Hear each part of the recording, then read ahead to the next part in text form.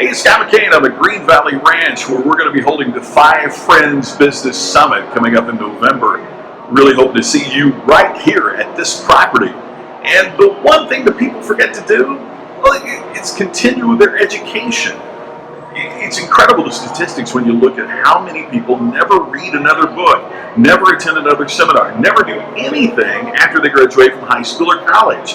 Yet the true professionals are the ones that continue to learn. Charlie Munger, who is, as many of you know, the right-hand man, right-hand person to Warren Buffett, says that not one of the intelligent people that he knows, not one of the successful people that he knows is someone that doesn't read constantly. The only way that you can continue to succeed is to continue to learn. So let's talk about a mistake you probably make every single day. I know I often make this mistake. You always ought to stop and take the time to be grateful. Yep, you ought to stop and be grateful for the way things are. Now, I don't care if things suck. You still ought to stop and take a moment to be grateful that they don't suck any more than they already suck. Listen, one of the biggest mistakes people make is to say things can't get any worse than this. Listen, I promise you, things can always get worse. That's one of the things I've learned over the years. Things can get worse. So you need to stop every single day and be thankful. And I mean thankful for the little things.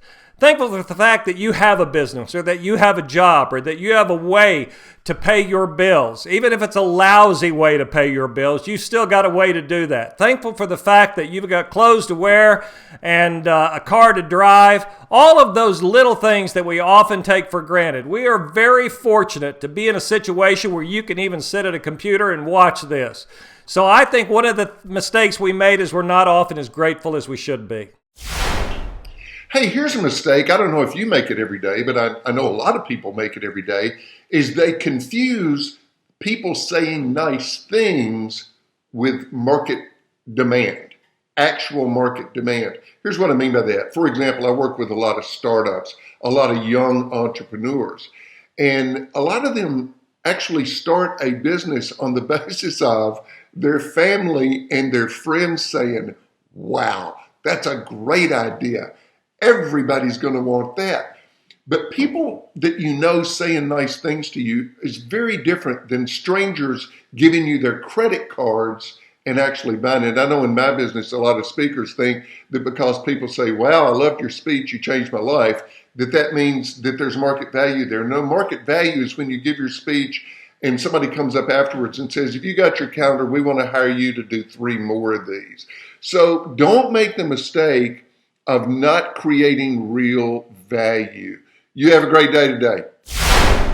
Hey folks, it's Randy Pennington here. And what's one mistake that everyone makes? Well, here's one that I see in myself, and I see it in others too. People confuse being busy in activities with actually delivering results. You see, a couple of years back, I set some goals for myself and my business, and then I got busy. Now, some of it was great because a lot of clients were calling me to help, but other parts was because I allowed myself to get sucked into that trap of equating activity with results. And I see that tendency in organizations too. They get busy engaging in activities that are ultimately meaningless, like a lot of the meetings and other activities that don't add value, and they don't achieve the results they want. You see, at the end of the day, it's results rule. And activities that don't move you toward the results you want are distractions that need to go. I'll see you next time. What's a mistake that you probably make most days? It's a mistake that I often make, and that is not noticing and appreciating the good work that the people around you do.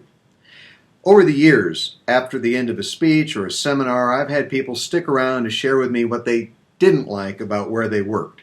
But in 30 years, I never had anybody come up to me and say, you know what I hate about working here? Too much appreciation. You can't do anything without somebody thanking you for it, and it's driving me nuts. What I have had are managers who would, as if it were a badge of honor, tell me that they didn't give out praise and recognition easily, that you really had to work for it. You know, that's not a particularly effective strategy. We certainly shouldn't be gratuitous or give people praise and recognition they don't deserve. But I say we err to recognizing people for the good things they do every day. You can't over-notice and you can't over-appreciate. Start paying attention. start telling people how much you appreciate what they do.